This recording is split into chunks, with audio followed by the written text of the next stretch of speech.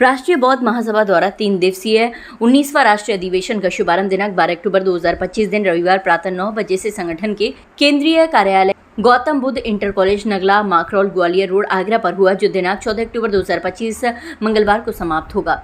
अधिवेशन के प्रथम दिवस में अध्यक्षता संगठन के अध्यक्ष राष्ट्रीय अध्यक्ष BS बौद्ध ने की। मुख्य अतिथि के रूप में महासभा के संस्थापक पूर्व विधायक धर्म प्रकाश भारतीय बौद्ध जी रहे। विशिष्ट अतिथि के रूप में Raja Raman Anand Aligarh Uttar Pradesh national coordinator, engineer DP Goliya Madhya Pradesh national coordinator, Sheshrao Ghangle Maharashtra national coordinator उपस्थित रहे और गौतम बुद्ध व परम पूज्य बाबा साहेब डॉक्टर भीमराव अम्बेडकर के समक्ष दीप प्रज्वलित कर माल्यार्पण कार्यक्रम का शुभारंभ किया। अधिवेशन में पूरे देश से विभिन्न प्रांतों के प्रतिनिधियों ने भाग लिया एवं बुद्ध धम्म की गति धीमी क्यों विषय पर मुख्य रूप से विस्तृत चर्चा की। धर्म प्रकाश भारती बौद्ध ने इस प्रश्न का जवाब खोजने के उद्देश्य से ही संस्थापक महोदय ने वर्ष 2007 में राष्ट्रीय बौद्ध महासभा की स्थापना की। परम पूज्य बाबा साहब व मान्यवर कांशीराम साहब की अनेक टिप्पणी का संदर्भ लेते हुए संस्थापक महोदय द्वारा विषय पर अंकित प्रश्न चिन्ह का जवाब तलाशने का प्रयास किया।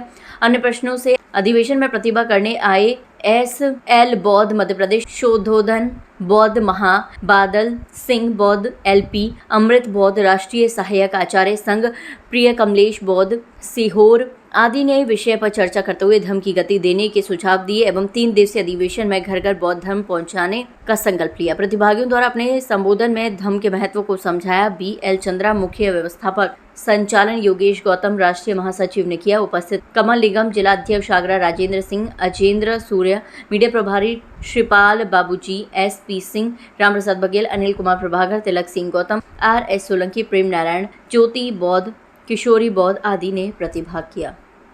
राष्ट्रीय बौद्ध महासभा का हमारा 19वां राष्ट्रीय अधिवेशन है 3 दिन का। इसमें लगभग 25 राज्यों से हमारे धम्म प्रतिनिधि भाग ले रहे हैं और राष्ट्रीय बौद्ध महासभा का उद्देश्य है संपूर्ण भारत को बौद्धमय करना। बौद्धमय करने का मतलब अंधविश्वास से मुक्त करना, जाति वर्ण व्यवस्था, ऊंच नीच भेदभाव से मुक्त करना। और जैसा कि प्राचीन काल में भारत था, जैसे अखंड भारत कहा गया था, जिसे लोग सोने की चिड़िया कहते थे, विश्व गुरु कहते थे, तो ऐसा भारत बनाना। परम पूजनीय बाबा साहब डॉक्टर अम्बेडकर जी ने जो भारतीय संविधान इस देश को दिया है, उस देश में समानता, स्वतंत्रता, मानवता पर आधारित सामाजिक व्यवस्था है। लेकिन पिछले 75 वर्षों में हमारे देश में जो सरकारें बनी हैं, चाहे राज्यों में बनी हो या केंद्र में बनी हो, वो सरकारें पूर्णतः संविधान पर काम नहीं करती हैं, संविधान को लागू नहीं करती हैं। और इसका कारण यह है कि भारत का जो जनमानस है, 140 करोड़ लोगों की वर्तमान में जनसंख्या है भारत में, उनको अपने अधिकारों का बोध नहीं है। उनको समान रूप से ये ज्ञान नहीं है कि हमारा ये देश दुनिया का महान देश रहा है कभी। तो इसलिए राष्ट्रीय बौद्ध महासभा को हम कैडर बेस पर तैयार कर रहे हैं। 37 राज्य, संभाग, 800 जिले, ब्लॉक, तहसील लेवल पर, ग्राम पंचायत लेवल पर हम धम्म के प्रचार के लिए 5-5 कार्यकर्ता ट्रेंड करके उनको प्रशिक्षित करके तैयार कर रहे हैं। और समान रूप से राष्ट्रीय बौद्ध महासभा यही चाहती है कि हम अपना खोया हुआ गौरव, अखंड भारत, विश्व गुरु भारत, सोने की चिड़िया कहने वाला भारत बनाएं, जिसमें सभी समान रूप से बराबर के हों, कोई जाति वर्ण अंधविश्वास भारत में ना रहे। यह हमारा मुख्य उद्देश्य है राष्ट्रीय बौद्ध महासभा का। आपके चैनल के माध्यम से राष्ट्रीय बौद्ध महासभा का जो राष्ट्रीय दूसरा देश गौतम बुद्ध इंटर कॉलेज आगरा में भव्य रूप से हम लोग इसे आयोजित किए हैं।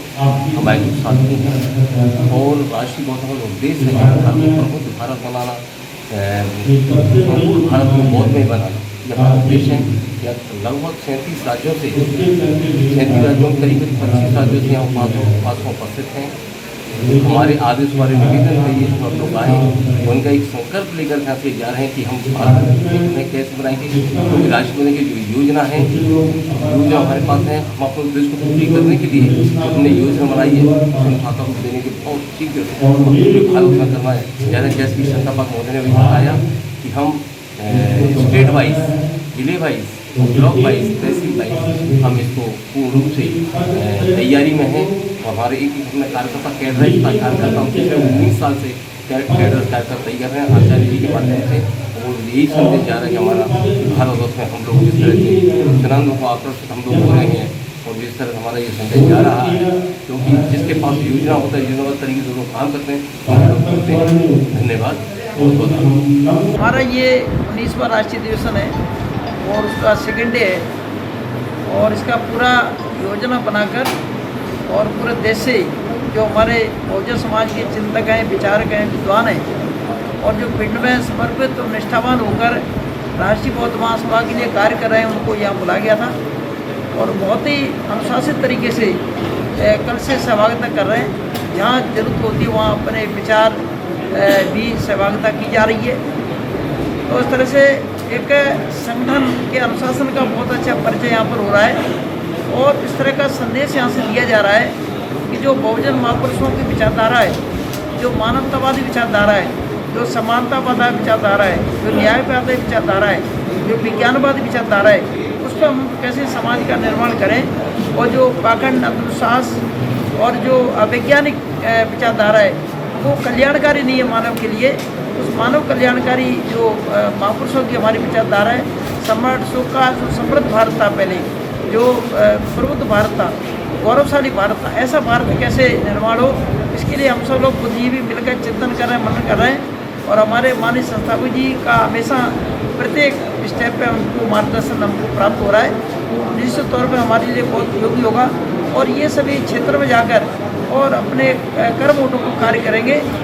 प्रत्येक डे का प्लान यहाँ पर बनाया गया है। 1 जनवरी से पूरे दिन उन्होंने क्या काम करा है, ये पूरे डे का प्लान करेंगे और 365 दिन का जो है इनके पास खाता रहेगा, मेरा भी रहेगा, सबका रहेगा कि हम लोगों ने उस दिन क्या काम किया। तो सम्मान करेंगे, संप्रेषण करेंगे, जागृत करेंगे, ये सभी करने का कार्य करेंगे और ये प्रयास है कि हमारी मानवतावादी संस्कृति हर एक गाँव में पहुँचे, हर एक वार्ड में पहुँचे, हर एक व्यक्ति तक पहुँचे, ताकि जो है एक मानव उत्थान का कार्य हो सके, मानव विकास का कार्य हो सके, आर्थिक रूप से मजबूत हो सके, सामाजिक रूप से स्वाभिमान सम्मान के साथ लोग जी सकें और जो है जो हमारी हर एक संस्था पे भी हमारे जो मानवतावादी विचारधारा के लोग जो है प्रतिष्ठित होकर मानव कल्याण के लिए कार्य करें।